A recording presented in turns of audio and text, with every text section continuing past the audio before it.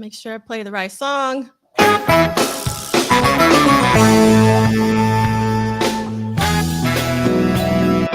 right.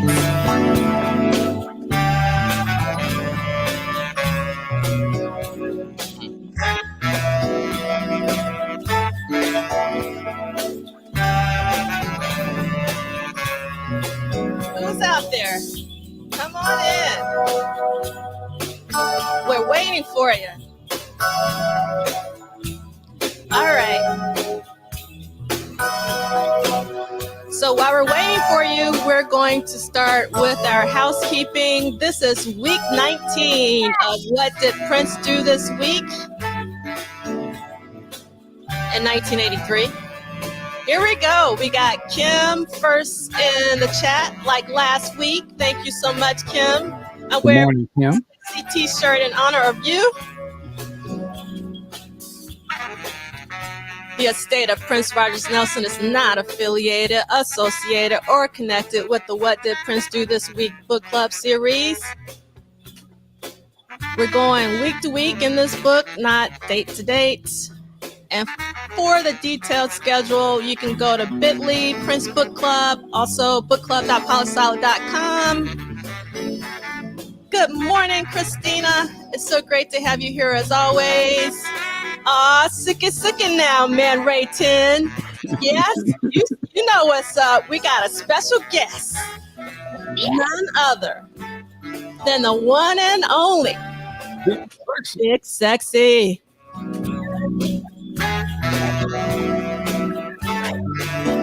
Hello, Tanja. What up, Tanja? Hello, Lisa. Hey. Damn, sorry.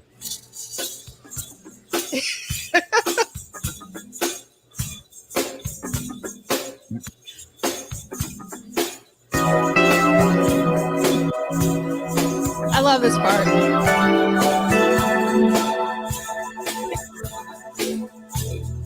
All right, we got Deja Green in the house. Recognizing Big Sexy. We got Samantha in the house. Happy Saturday. We got Nick Belden in the house. Happy Saturday. Drea Dances, thank you for being here always. Yes, Big Sexy is in the house. Oh, I forgot about this.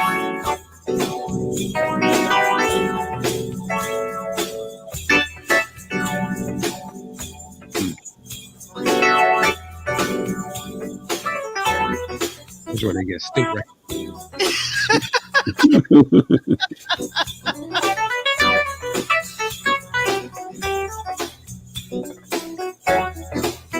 I hope you're moving something out there. You got to be moving. This is how we start off our Saturdays. Wow, that sounds so good. So, good morning, Theo. Good morning, Dee. Blessings from the Republic of Brooklyn. Yes. Big Sexy, it's on. Hello, L Boogie 17. Thank you for being here live from the beginning. We appreciate you so much. Hey, Twin Doll Crystal. Good morning, Lovesexy T. Dr. Claw, thank you so much for being here. Thank you. Good night. Yes, indeed. All right. So, Blessed Duane used excerpts from my interview with Susan Rogers in his book. Hello, people. Fan from DC, TL Foreman. What up, TL? Hello, Annie. Thank you for being here. And so we are reading the expanded edition of What Did Prince Do This Week? And we're almost through our housekeeping. These things our sessions are archived on my YouTube channel, which is Polysolid. Please subscribe, like, help, and spread the word. Get people to read the book. Get people to talk about Prince all the time. And let's see. This is the hashtag WDB. I can't say talk today or read. WDPDTW. And this is what we have been listening to, Night Owl, which is my 19, because it's week 19 of What Did Prince Do This Week from the incredible album Times Squared on Paisley Park Records. You got to have it. Yes. Listen to it. Yes. So some of you already know and have figured out that we have a very special guest with us today. None other than the one and only Big Sexy is in the house. Big Sexy and Sack. You gonna say it right? Goddamn. Hey, it's good either way. It's good either way. What up, boy?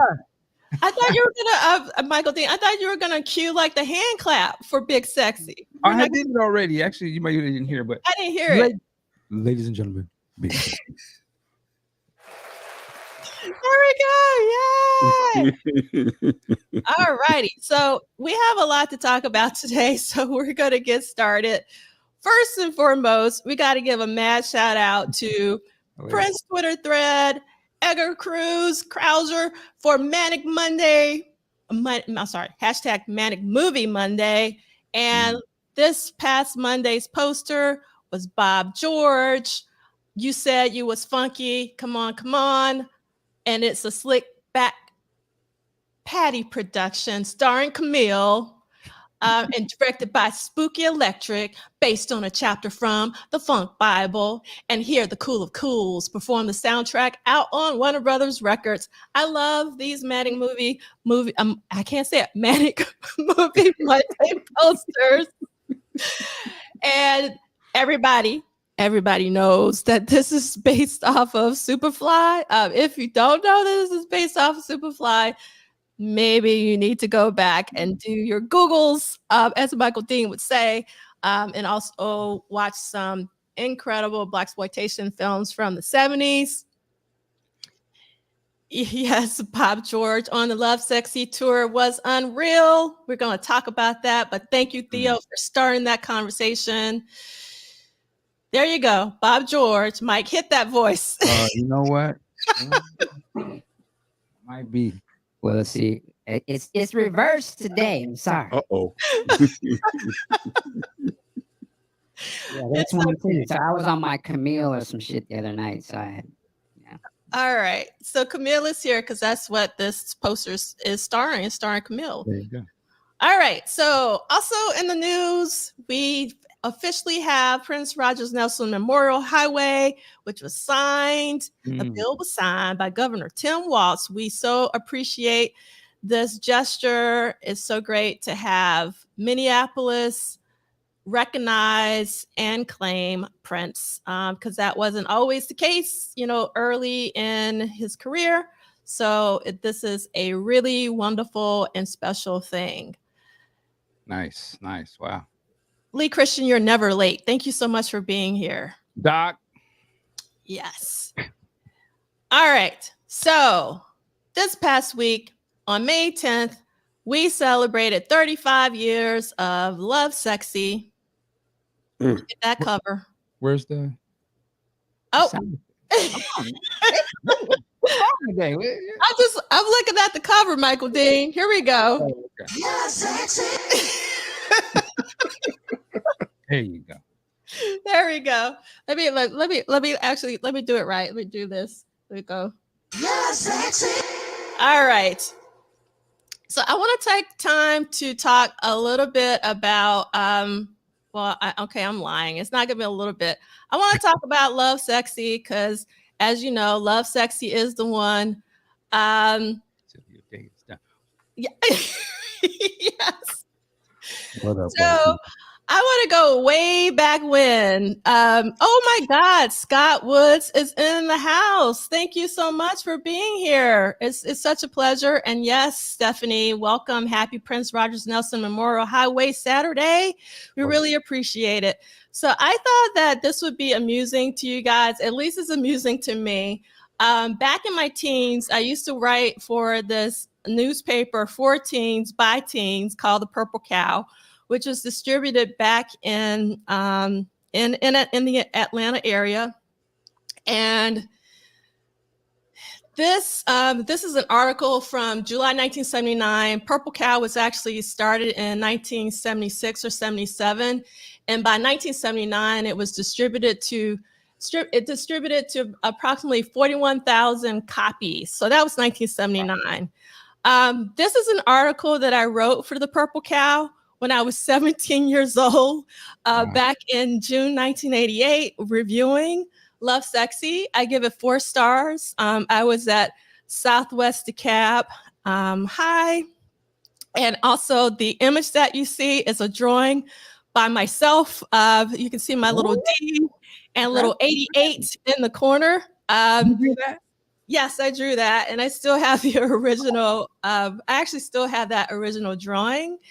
And what's really funny is that I used to write all the reviews for all the Paisley Park releases. And I also have a review of Jesse Johnson's Shockadelica.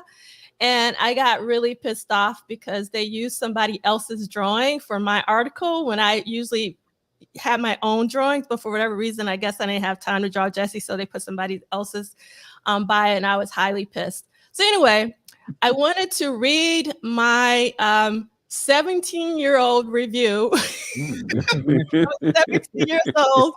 So you're going to have to bear with me of Lovesexy. So here we go. Lovesexy is Prince's 10th album. This is not music. This is a trip. It is a once in a lifetime adventure. Words cannot even vicariously describe Lovesexy. One has to experience it firsthand.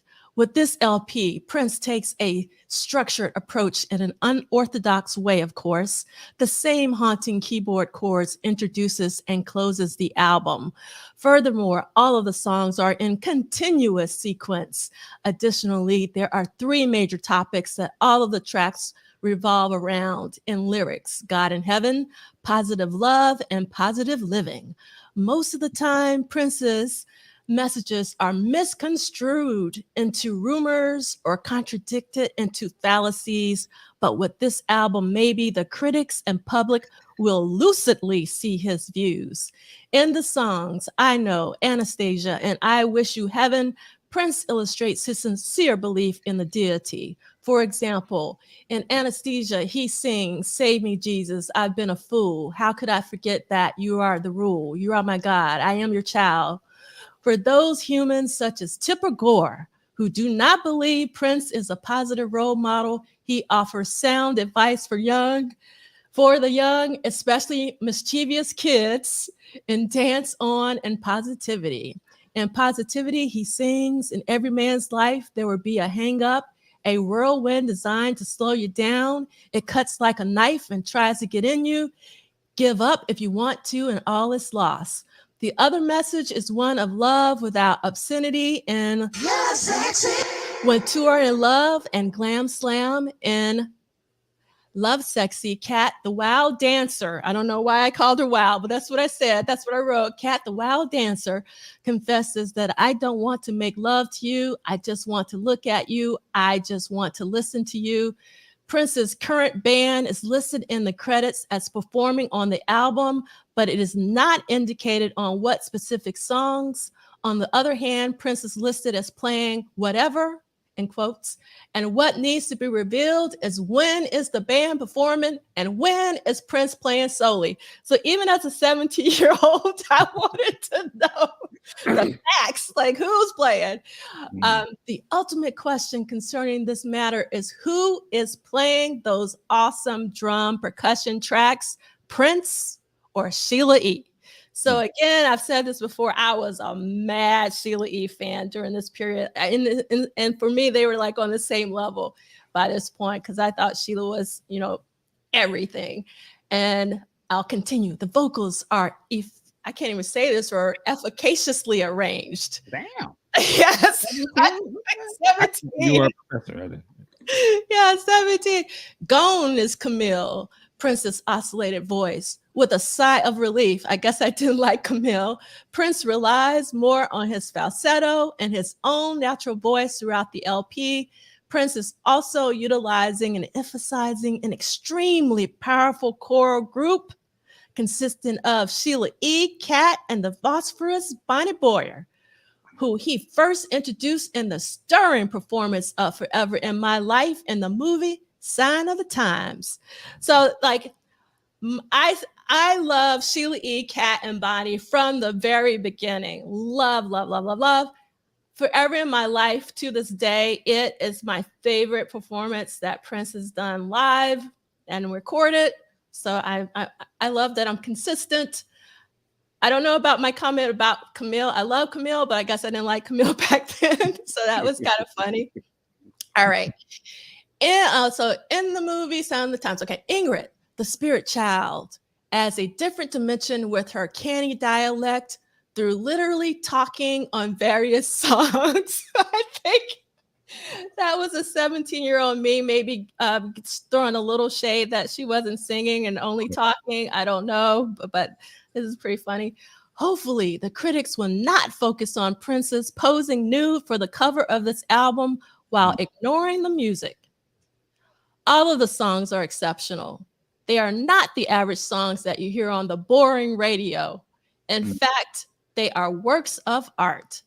Every music listener should welcome their ears to the new power generation, according to Prince, because it is a trip and a half that would be a shame to miss.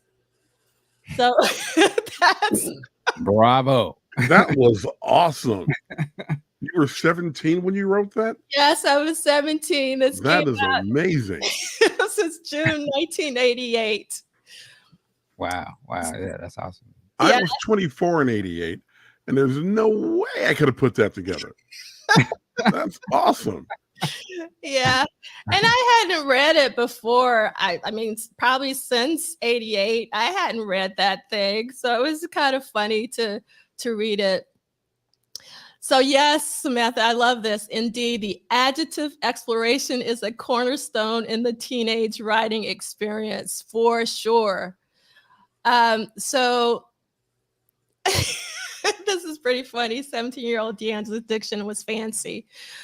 I'm with Scott Wood's comment there. That's probably what mine would have said. Let's say, Straight up. I like Prince. It's funky fresh. okay, so you guys got to indulge me. Okay, so the second time I wrote about Lovesexy was actually for Grown Folks Music. And this is me at 32. I'm 52 now. So that means this is 20 years ago that I'm going to write this. And this was that I wrote this. And this is from grownfolksmusic.com, which it no longer exists because they shut everything down earlier this year.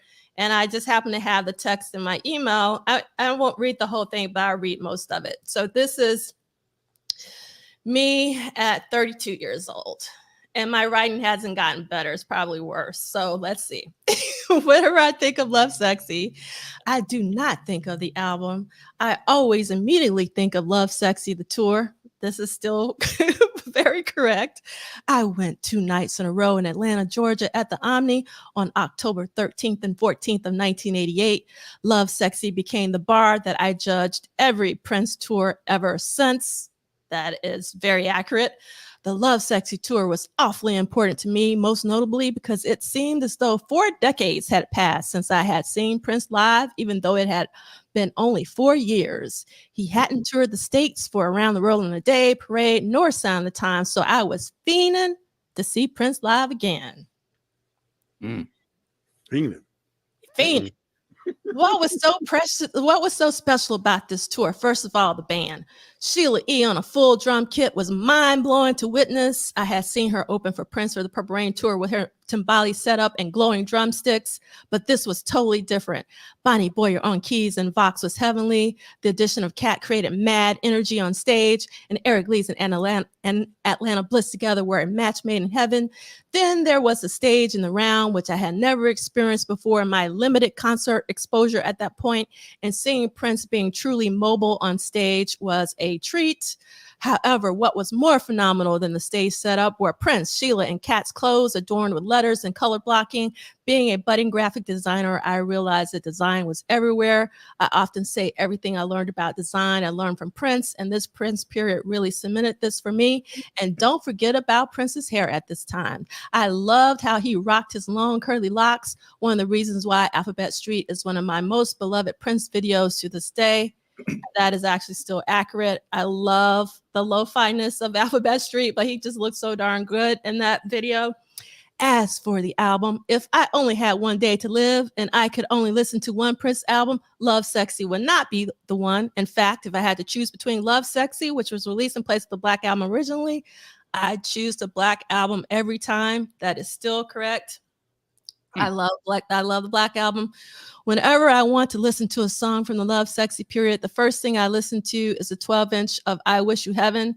This is no longer correct. So my relationship with Lovesexy has changed since 20 years ago. I listen to Scarlet Pussy, and then I flip it over and listen to parts 1, 2, and 3 of I Wish You Heaven.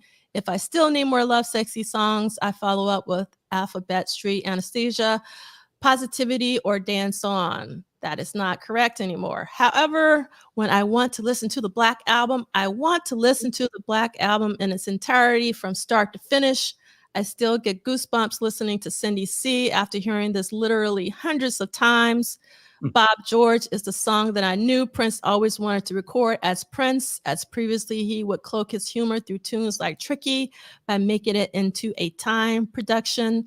Super funky califragisexy. It's a beast of a song with that guitar chicken grease. There are no words that can even begin to that's a typo, begin to describe how amazing rock hard and a funky place sounds with the beautiful Susanna on background vocals. In retrospect, I do find this kind of ironic, being that Lovesexy was originally released as one single 45-minute and 7-second track, when I wish that the Black Album would have been, since it is sequenced so perfectly. So for me, Lovesexy is more than an album. It is the tour. It is Prince's image. However, the one thing that is unforgettable about Lovesexy is the album cover. No one will ever forget that cover. You know the one I speak of. It is forever emblazoned on the retinas of Prince fans everywhere. Prince was hilarious. The song title, Rock Hard. The fact that we can just say that totally serious. That's wild. Yes, yes. So Kim knows what's up. Yes, that Lovesexy hair. And love this comment from Kyle Christian. Lovesexy fashion was similar to the Mac. Theo, imagine seeing the Lovesexy tour live. It was an incredible experience. I'm sorry, but it was. Can I say something about that? Just Sure. If not for the Lovesexy live video, or the video that came out of that, I don't think I would really remember the details of that, seeing that concert. Like, it was so overwhelming seeing it in person, that for many years, until I saw that home video, I totally forgot the details. I just remember it was in the round, came out in the car, he left in the car, but everything that happened in between that, I couldn't really, it was too much to take in. And I couldn't, without those videos, I wouldn't even remember all the stuff that was happening, man. That was so much. And that was only my second Prince concert. So it was just like, that was a lot to see, man. Yeah. Where did you see it? Did you see it in Seattle? In Seattle, yeah. He came to the, it's called Pledge Arena now, but I think back then it was called the Coliseum. And yeah, I remember me and my guy Tobias, we went, and we were huge Prince fans. And at this time, we'd just been watching the Sign of Times movie over and over because it was on home video at the time. So I just based everything on that. Like, okay. And then seeing that in person, I didn't know what to make of it. I liked the album at the time. I wasn't in love with the album, all the songs. And again, you didn't really see Prince in the media that much, except for I think it was Alphabet Street video. I can't remember if the other videos that came out at the time. So I'm just assuming he would look like Sign of the Times Prince. So just everything, the clothes were different. Yeah, it was just a lot to take in. And it ain't like you can't hold, there were no phones to record. So it was just right here. Yeah. and trying to remember all of that with the spectacle and being in the moment, forget about it. Yeah. It was awesome. But I mean, to say all that, yeah, it was a head buster experience. Big Sexy, were you able to see it in real time? 1988, Oakland, California, at the Coliseum. Ooh. Oh. Yes, I did. And it was funny because I really wasn't focused on it at that time because I was in the middle of junior year in college, and I just started pro wrestling as well, and I had so many things going on. A friend of mine said, I have 2 tickets. I'm like, I'll take those. And again, I was all set for the Sign of the Times type of deal. And then I'm looking at the stage. I'm like, the hell is all this? I see a basketball court and all these different things. I see different people. I'm like, okay. And he played things because at the time I saw the show, I didn't have my copy of the Black Album yet. So there were things I'm hearing like, what's this? Where can I get this? Mm-hmm. And then once I got the Black Album, I'm like, oh, okay. And I think that was the first time, at least for me, where he split it up into 2 sections of the show, because he did that with the Act 1 tour as well. And I prefer seeing him like that. No opening act. He comes out and does the new album and then comes back and does the hits package. Love that. Yeah. So we have a lot of comments in the chat. So I want to start off with Miss Vanessa. We got to do Lovesexy. Was my first Prince concert at Wembley Arena and saw MJ's Bad Tour 2 weeks prior at Wembley Stadium. Wow. Incredible summer. I can't even imagine. That's incredible, Vanessa. Thank you for sharing that.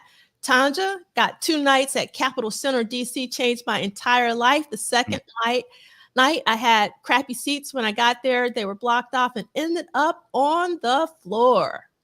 Incredible. And let's see. Oh, go ahead. And then Samantha says, maybe this is due to naivete, but as a kid, I always felt the Lovesexy cover was more spiritual than sexual. Me too. I didn't get anything sexual out of it in real time. I thought it was also spiritual. P said it best years later, we were naked and did not care. Can you show the ones comment? That's hilarious. Ones? Oh, I guess I could click on it. I don't know if you caught story I told on my live of the time I brought the Lovesexy album to school for show and tell. I got so much trouble. That's crazy. Yeah. Lovesexy show and tell. Wow. Okay. Hi, Rodney. It's always great to have you here. I hope you're well. Let's see. What up, Rod? And let's see. Christy says, can we give it up for the long hair, beard, and the outfit with the green circles? Yes. Okay. Let me see if I missed any others. I think the entrance of the car was just really incredible. I remember the car. I remember the basketball hoop, like being on stage. I thought that was just wild. Yes.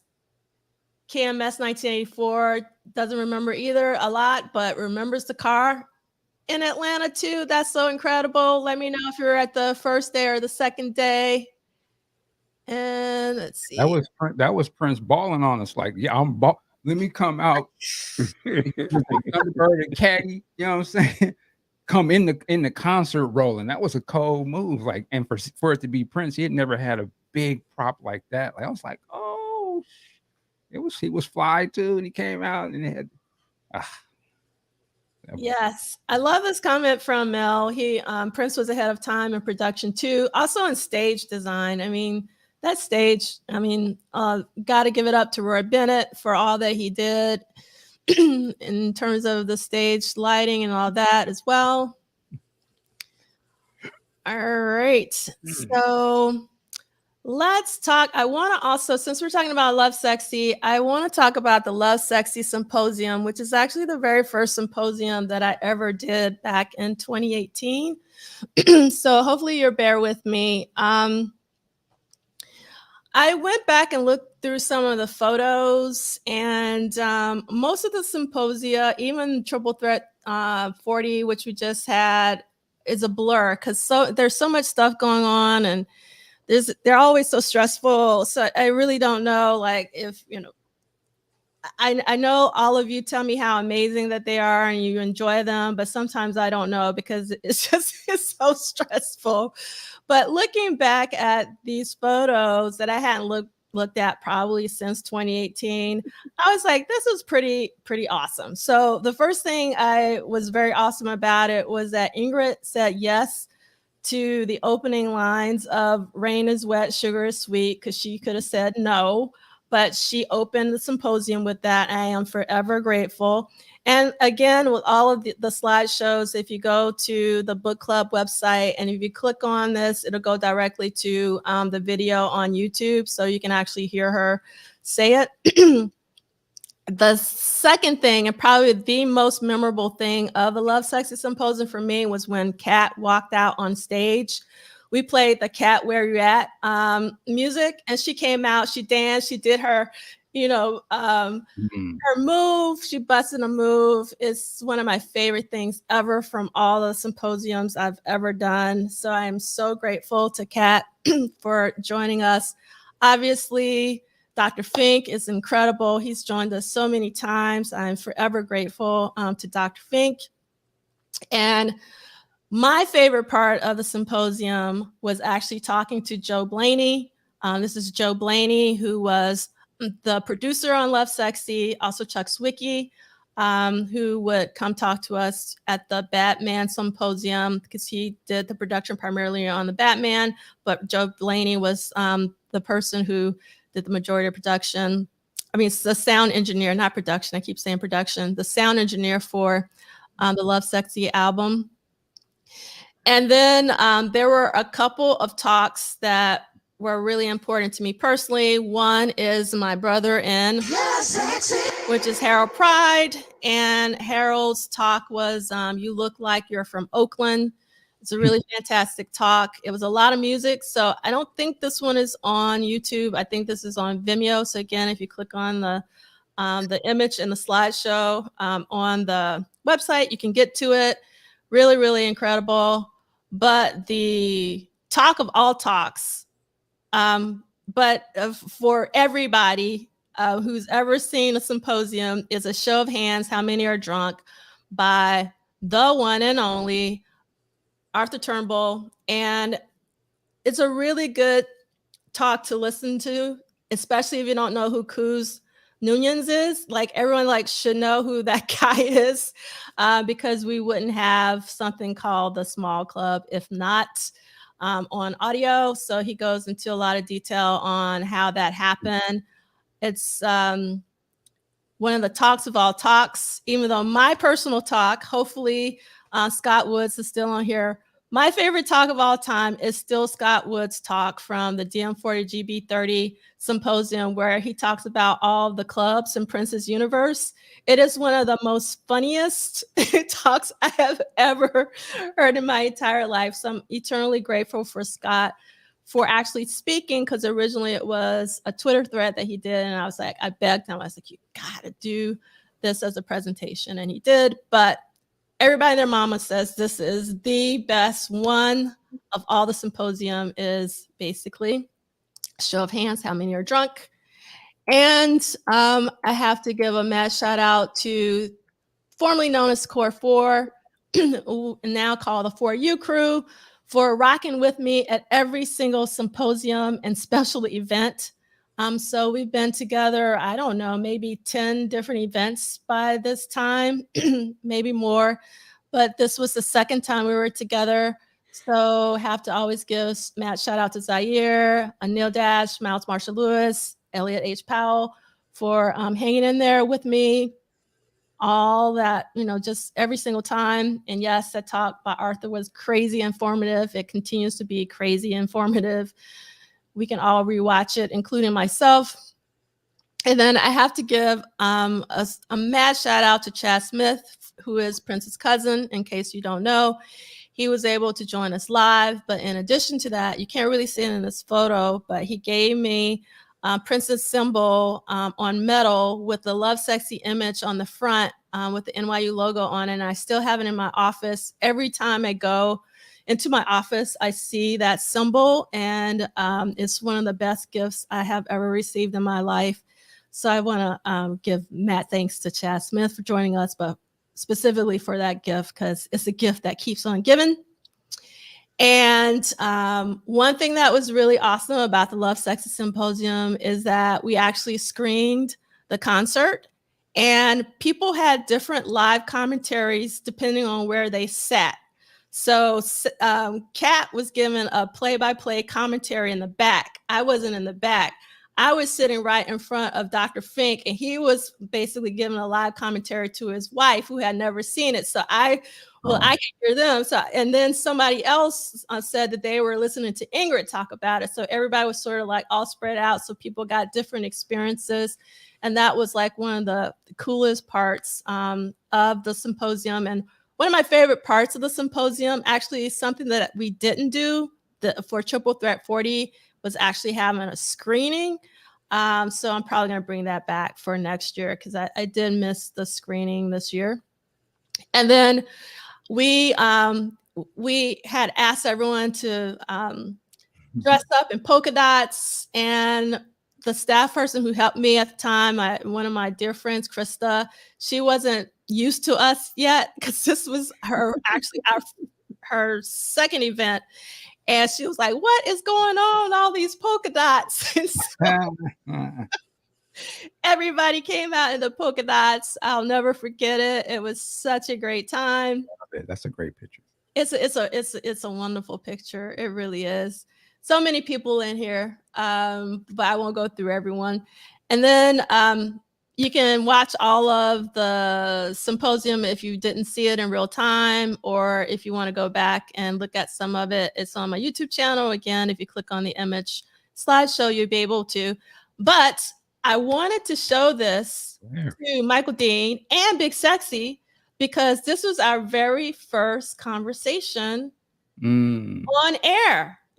So I had met you, Michael, during the celebration when you did that meet and greet. Yes. At the, what was the People's Organic? I can't remember. Yeah, People's Organic. Were you with your mom or something? Yeah, or? I was with my mom and my aunt. Yeah, I thought that was so dope. I was like, wow.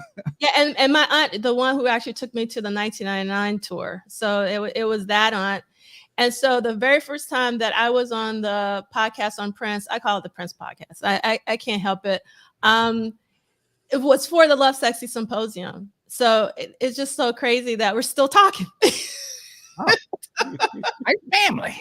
We're family now, but we weren't family then. We didn't really know each other. So we were purple brothers and sisters. You didn't know. You know what I'm saying? On a personal level, you know what I mean. So it was really great to just like, I don't know. I actually, what happened was I went through the hashtag on Twitter and just kind of went through some of the tweets, and I saw this one. I was like, oh my God, I totally forgot about that. And what's crazy is that you talked to me the day after I did we recorded that the day after I did the Betty Davis Symposium, which I did on May 25th. And I couldn't believe that I was making sentences that actually made any sense. If I remember correctly, I think I was late, or I had something happen when we had our conversation. So that was part of it. I would say this about you. I think a lot of us feel this way. I'm amazed that you are able to do all of this, like managing and hosting, participating in these symposiums all at the same time is incredible. So yeah, being able to get on the mic, that's light work. I mean, you on some other stuff. So salute to you. Like, yeah, you do your thing. Oh, thank you. I appreciate it. I'd be tired though. I'm still exhausted from the Triple Threat 40 Symposium. Still, I'm not kidding. I'm actually still pretty tired. It took a lot out of me. All right, so we're gonna transition out of Lovesexy, but I'm really glad we have Big Sexy. I'm wondering if Big Sexy will be able to help us with this. So last week, if you guys remember, we talked about Larry Frantangelo, and I was like, I don't know who Larry Frantangelo is. So I had to go do my Googles, as Michael Dean would say. Thank you, Jason. It's so great for you for being here. Oh, I saw Lovesexy tour at Reunion Arena in Dallas, Texas. Sheila on drums. It was amazing. Let's see. Chrissy says, cat story about Bonnie falling asleep while singing had me rolling. Also didn't know the stage was dangerous if you didn't know your mark. Yes, the Lovesexy stage was extremely dangerous. That was one thing that was really interesting about Kat's commentary, because there was like so many moving parts. So you can definitely get hurt. And the one that the story that always comes to mind about getting hurt, did you guys hear when during the Purple Rain tour, Prince fell off the stage in the tub, like during a rehearsal or something? Like, do you know what I Maybe mean? I remember hearing about this. Yeah. So, oh wow, Vanessa, I didn't realize that you went to the Betty Davis. Yes, I'm so happy that you said this. So, what was really great about the Betty Davis Symposium is that the late great Greg Tate spoke at the Betty Davis Symposium. It was really incredible. And also, when I talk about the Betty Davis Symposium, I have to give a mad shout out to Fredara Hadley, who took over for me because Michael Dean, that's when I had just done too much. It's a long story. I want to get into it, but the Betty Davis Symposium it was supposed to happen after the Lovesexy Symposium, and it ended up being a week before. And I was about to collapse. Mhm. And Fredara came up to me and she was like, what do you need me to do? And I was like, I need you to moderate this Q&A with the director. And she was like, I got you, like on the spot. Nice. But she saw that I was struggling. So she was like, Thank God "So somebody help." can have your back like that. Yeah. So it was really, really great. Yes, Lee Christian, stagecraft and pyro are no joke. And Lee Christian says I've done shows with set design and pyro, and it's crucial to not be in the wrong spot at the wrong time. Especially Oh, with yes. that juice. Oh, yes. You with that Jerry juice. Yes. Shout out to my guy Mike. That's no joke. Yes, Fredara is my amazing sis. I love her. Fredara is incredible. So, okay, going back to Larry Frantangelo. So you can see that he is a percussionist and he was a part of the P-Funk dynasty. You can see him in a picture here with He has a Weird Al Kenny G vibe. You know what I'm saying? But yes, indeed. So I wanted to know, Big Sexy, since you were here with Yes. us, had you heard of Larry Frantangelo? You know, I'm gonna have to claim ignorance on this one. Larry has escaped my radar somehow. Okay. All right. So what's crazy is someone recently did a pretty long interview with him, maybe 1 or 2 years ago, and I linked to it from this image. So if you want to hear all about Larry, you can. And another thing is, I don't know if did I include it? I might not have included it. No. Let me see where it goes. Oh, okay. Let me share this tab again so we can give Larry his flowers. So you can see he's recorded with Albert King, Bobby Womack, The Brides of Funkenstein, Parliament, More Buddha Affair, Funkadelic, One Nation on a Groove, David Ruffin, Parlette, more Parliament, Funkadelic, Fred Wesley and the Horny Horns, Boosie's Rubber Band. wow. And it goes on and on and on and on. So we should know about Larry. So the reason why Larry came up is that we were talking about some percussion from last week. And I can't remember what song we were talking about, but I was like, oh, I know what we were talking about. So we were talking about Eric Leeds' Times Squared. And if you look at the Times Squared album, Larry Frantangelo is actually credited as the percussionist. So, Okay. but Sheila is also on the album. So I was like, who's this Larry Frantangelo? Like, is he real? Well, first of all, yes, he is real. Because I was wondering, you know, like, is this Sheila on the percussion? But no, it's Larry on the percussion.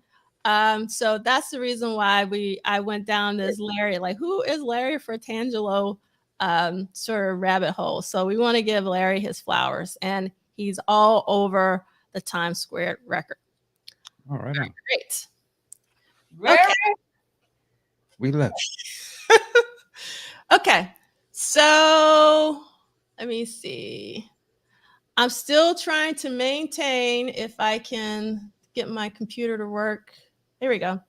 The playlist for each episode. So the playlist for last week is up, so you can see some of the songs that we talked about, like Boys Club, Meeting in the Ladies' Room. We talked about Slow Love, The Ladder. So I'm going to try to keep that up. We'll see how long it goes. And then I just wanted to put in the slideshow. We talked about the Celia's Black Magnolias journal. Actually, Celia's not here, so that's what I was wondering. Yeah. Where is Celie? So this is for you, Celie, which is where the Jill Jones article is in. She's always in my hair. And again, this links to the talk from the Black Portraitures Conference if you want to watch it. And we've been talking about documentaries every week. We started off talking about I Am Everything by Little Richard. You got to go see it. We also talked about Dear Mama, Tupac's documentary last week. And this week, I wanted us to make sure you get ready for the HBO documentary on Donna Summer, Love to Love You. I can't wait for this to come out. It's not out yet, but it is going to be soon. Okay, I'll check that out. I just came across that last night on my HBO Max subscription app. I didn't even hear anything about this. I'm looking forward to it. Yeah, I'm really looking forward to it. I'm a massive Donna Summers fan. I'm so happy that they're doing a documentary on her. And yes, I'm so happy, Brandy, that you watched Dear Mama. It is an incredible documentary. The last episode last night. Yep. All 5 are out now. So if you want to just watch it in one big, streaming fest, you can. And yes, looking forward to Donna Summer. I learned something new today. We're trying to school, but be in community around what we think are important in terms of music. And Donna Summer is extremely important. So I'm delighted that she's in this conversation. You'll come back. I don't know what happened. There he is. All right. So the reason why I invited Big Sexy is we're going to get into this. I'm preempting myself, but we're going to start talking about vinyl. But before we do, one of the things that we talked about last week is basically, that's weird. Okay. What we talked about was the Warner Brothers logo, because we talked about Saul Bass. So I want you to look at this closely. I removed all of our images so you can just look at this now. So look at the vinyl. Now I want you to look at this, which is the reissue of the vinyl. Look at the vinyl. Let's go back. That's the original vinyl. This is the new vinyl. What's different? Something called a logo. Do we like this logo? No. We like the original Warner Brothers logo. That's what we like. Okay, so I just had to do that. I am a designer by trade. It irks me to no end. And the reason why I'm bringing this up is that I'm concerned about the reissues that we're going to get. And this is why we have Big Sexy with us today. There are going to be several reissues. We're going to get a Lovesexy reissue. We're going to get a For You reissue, Batman original soundtrack, as well as the Gold Experience and The Truth on Black vinyl. So I brought Big Sexy on because I wanted to talk about reissues and the quality of vinyl, the reissued vinyls versus the original presses, and then also like the black vinyl audio quality versus the colored vinyl audio quality. And then also wanted to specifically talk about the Sign of the Times Deluxe reissue of the vinyl. So Big Sexy, take it away. Why, thank you. And before I get into this, D'Angela, I'm going to ask you at some point your thoughts on the Quincy Jones produced Donna Summer album. I didn't know about that till maybe 6 months ago. I didn't know about that either. Like which Oh, one? yes. I think it's called Donna Summer. And the only reason I know this is because a song on it was in the Idris Elba produced TV series, not Luther, Mm-hmm. but it was something else. I forgot what it was called, but I saw that and I heard it. I'm like, wait a minute. And this was from right around 1982. And to me, it sounds like he was warming up for the Thriller album because a lot of the same people are involved in that. So we'll get into that another time. Now, let's talk some vinyl. All right, I'm a vinyl head, and I wouldn't be one if it wasn't for people like Mr. Dean, Big Ken, and my girl Jackie. This is who really turned me on to it. Recently, a couple of years ago, I bought a turntable, and it's tech time now, so bear with me. I bought a Rega P1 turntable. I'm like, all right, cool. So I'm minding my own business, doing my thing and all that. And Jackie Thompson contacted me and said, I want to get a new turntable. I said, hey, get the P1. And she went ahead and, called my bluff and got a P2. I can't have that. And so I had read a couple of articles, and the articles all said, yeah, P1 is nice when you're getting into it, but if you're going to get up into it for real, you need a P2 or really heavy P3. So I go to the music store. They didn't have a P2. They had a P3. I'm like, I'll take that. Now I brought that thing home, and I had never set up a turntable before because it didn't need to. It was like plug and play and go. Oh no. Oh no. It had a cardboard little cutout thingy to set your needle guide in and anti-skating and azimuth and all this other things. Like, all right, we're going to see. So I went through all that. I'm like, all right, now it's all set up. And I put on my Sign of the Times vinyl, the Super Deluxe, and I sat down in my little listening position, let it rip. I get it now. A lot of these cats who are like, oh man, digital sucks, man. It's all about vinyl. I get it now. I can hear it. I'm like, okay, now I got it. And it's funny because in my advanced years, I remember going to the stereo store and seeing these older cats come in with these classical albums and spend these astronomical amounts of money on gear. I'm like, really? Yes. And for me, until very recently, I wanted that stuff, but I never thought I would spend that kind of money. There's just no way. And through a weird, client interaction, I got my hands on a pair of B&W 805 D3 speakers. Those are special because those are used in one of the control rooms at Abbey Road Studios. Oh, wow. I'm like, okay, now I'm in the game here. So I brought those home. I hear the difference.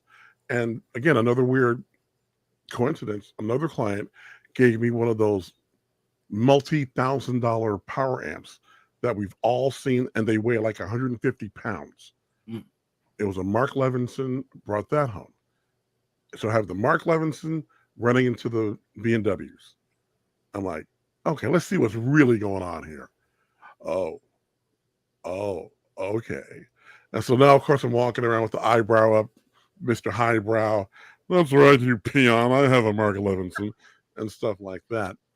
And so the last piece I picked up was a PS Audio New Wave phono preamp. It has a digital output. So essentially, I take my vinyl, the signal comes out of the turntable into the preamp. It's digitized into a DSD stream, into my D-Day converter, and out through the system. And it's just hands down. And that led me into higher end vinyl, which is why I'm here today. I recently acquired the Michael Jackson Thriller Mobile Fidelity release and the Marvin Gaye What's Going On Mobile Fidelity release. And they're just light years beyond the originals, light years. And so I remember last year we got a couple of years ago, actually, we got the Purple Rain Deluxe. We got that. I got that on vinyl. I'm like, that was pre-audio snob. days. Okay. And now pre-audio snob. And then when Mike and I had contacted Bernie Grundman, I was full on audio snob at this point. And I asked Bernie point blank, I said, look, man, the Sign of the Times base is non-existent. What are we going to do about this? And he said to us, he said, look, that was 1988. It's a long time ago. Equipment had limitations that it doesn't have now. You will not be disappointed. I said, all right. And so when that box arrived, I'm thinking of Bernie's words in the back of my mind. I'm like, all right, Bernie, I'm okay. Put it on, went straight to Housequake. Oh, yeah. Oh, yeah. That's what's going on. Okay, I'm seeing it now. I get it. It all just comes into focus now. And I've just been a high-end audio snob, vinyl snob ever since that point. Now, as to the Prince releases, I pay attention to these things now. A lot of the differences are when they were doing LPs back in the day and they were mass produced, the vinyl that was used was generally 120 gram vinyl because it's mass produced. And it had limitations, especially on the low frequency side. That's just how things worked. Now, and I prepared for this, I looked at the Record Store Day release of the Gold Experience, 2 record set on yellow vinyl. That is on 140 gram vinyl. And that makes a difference. The minute I put it on, I went straight to Most Beautiful Girl in the World, and it sounds so full.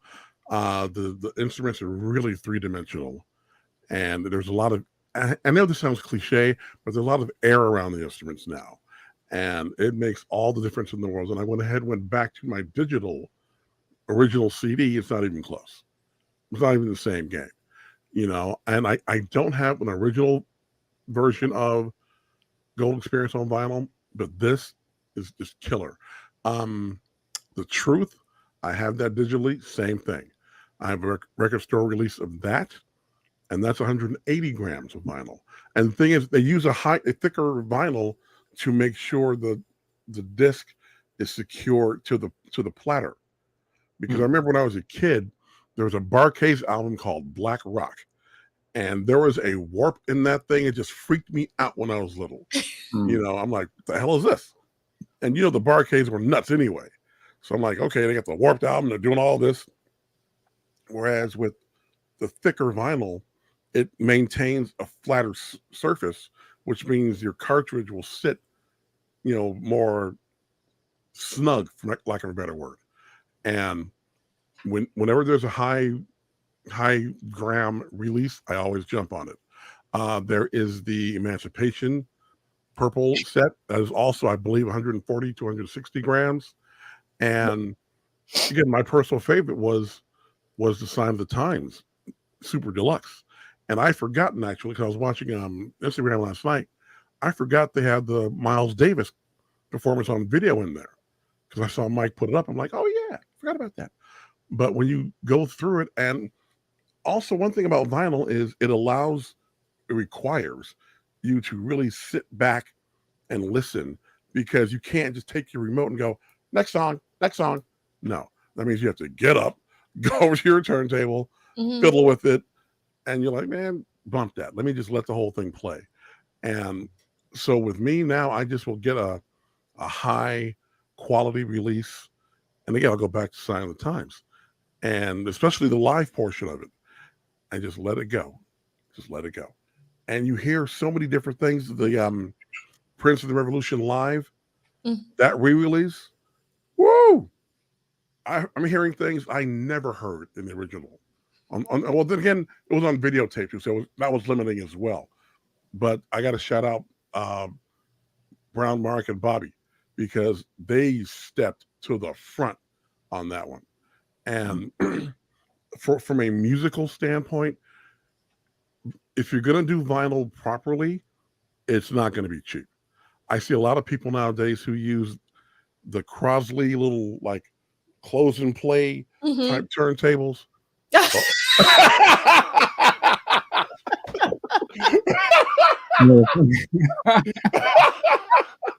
The funny thing is, I just sent that to my son because he's getting into vinyl, so I gave him that with Sign of the Times vinyl, Oh, Purple Rain, and a Sly Stone album. I can't remember which one. But anyway, yeah, I was one of them cats. But go ahead.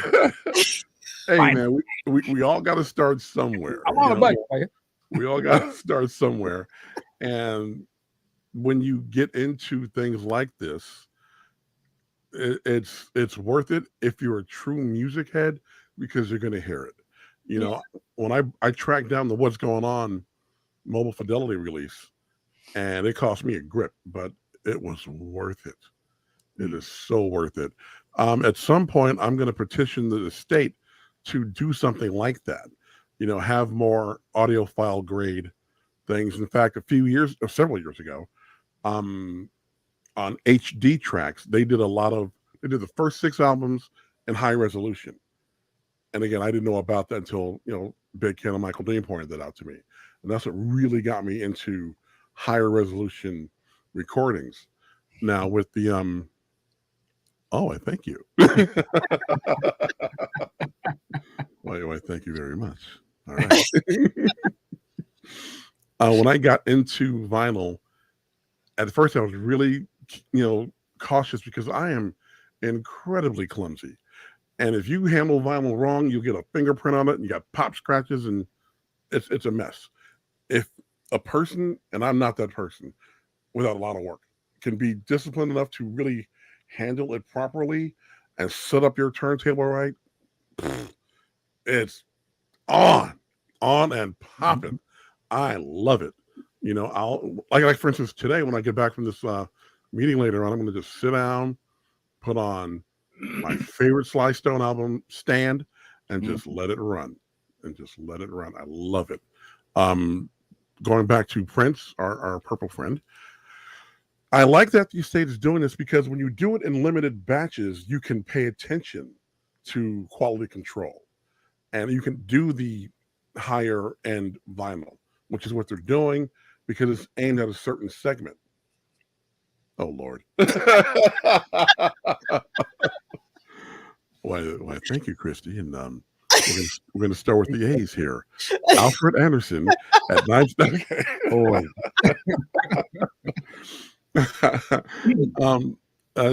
We lost Mike again. I don't know. I'm here. I don't know what. Okay. We with vinyl again, it's and the Prince releases specifically, and outside of that world, there is a resurgence in vinyl. I read an article the other day that says vinyl outsold digital or physical CDs for the first time in like 10 or 11 years. And people who dig vinyl, some of them are, young people who never got to experience it, which is great. But for now, I'm enjoying it. I'm enjoying that. What's my man's name? Jack White. There is the Camille album that he has a copy of and is trying to release on his label. A lot of people in the Prince community are like, well, we have those recordings. We do. But when it comes out, if he does it in high grain volume or high grain vinyl, I'm there. I'm all over it. And the only one I don't have Rainbow Children because I believe that is in clear vinyl. And I want that. When it first came out, I didn't get it because I was just being a knucklehead. But now I gotta have one because I'm one of those people. I'm a completionist. I have to have it. Once I get the sense of something, it's just a matter of time before I get it.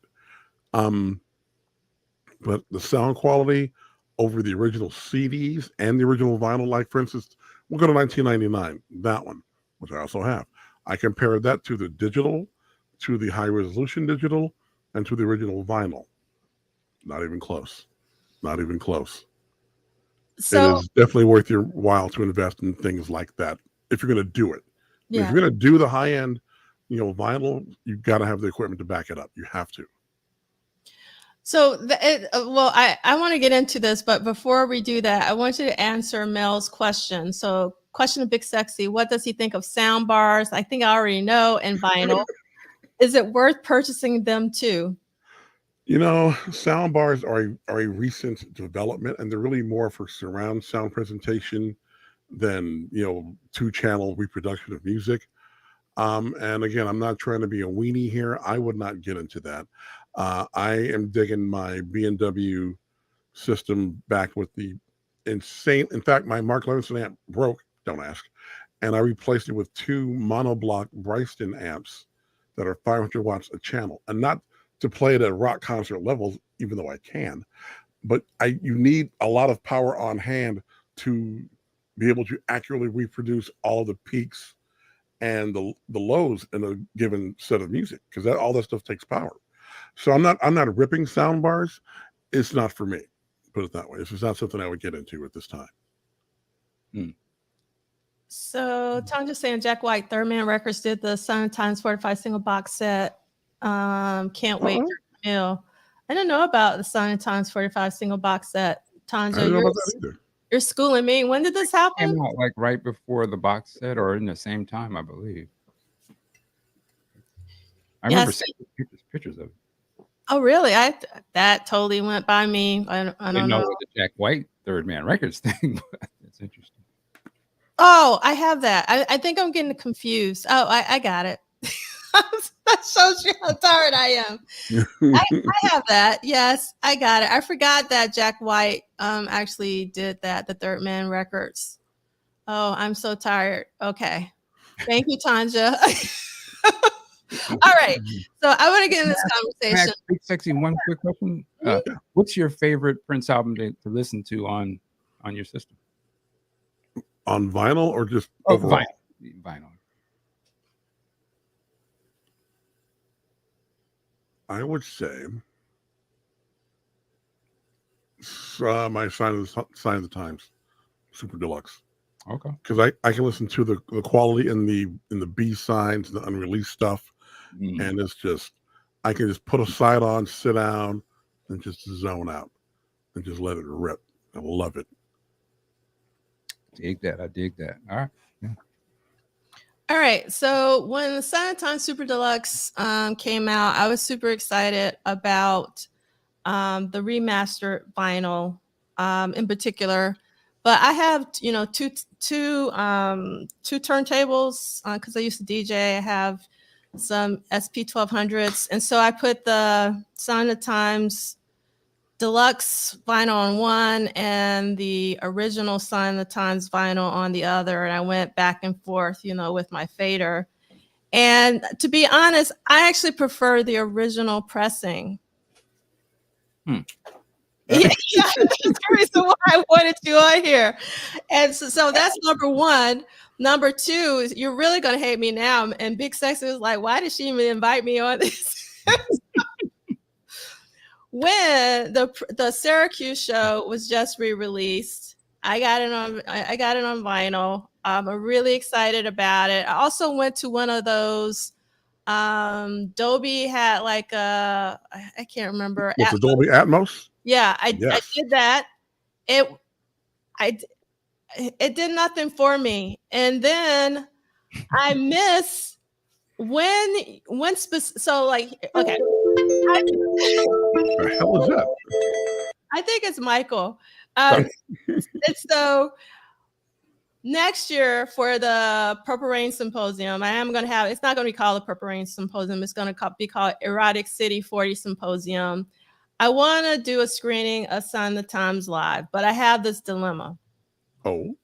Purple Rain live. Purple Rain, the Syracuse show.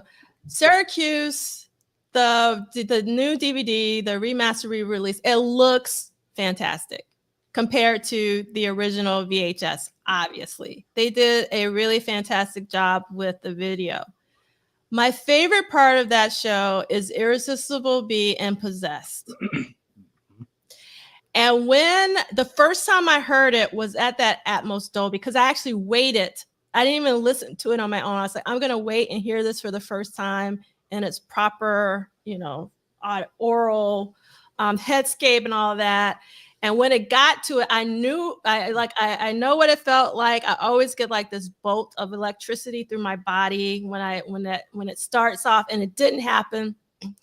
And there is something about the way that the original VHS recording Brown Mark's bass in particular does like this phase thing in the original audio that doesn't happen. Michael knows what I'm talking about. If you compare and contrast like the VHS audio of Possessed in particular, or actually Irresistible Bee or Possessed, That whole little section.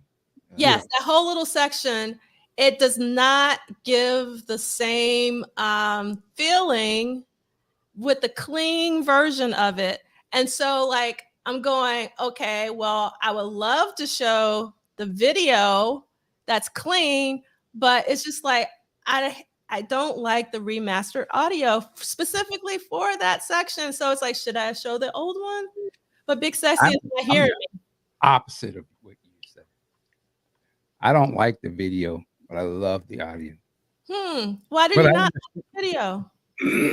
Well, the video is an upgrade, obviously, from the VHS tape. But to me, I'm kind of like Big Sexy in terms of visuals. I'm a snob with the visuals. I just felt like they should. Maybe they couldn't. But the quality of the video, if you look at it on, to me, I look at it on a nice 4K TV, it makes it look bad because it really highlights the low quality of the image, which is, to me, I don't want to watch it that way. But to me, I think the audio, though, and I know exactly what you're talking about, it is drastically different than what we grew up listening to. But it's drastically different. Yeah, but the thing is, for me, I can hear, like you said, I can hear the bass stuff popping, the keyboards, and it's in a, we just never heard it like that before. I can't argue in terms of was it mixed right or not, but just to me, it is a different experience.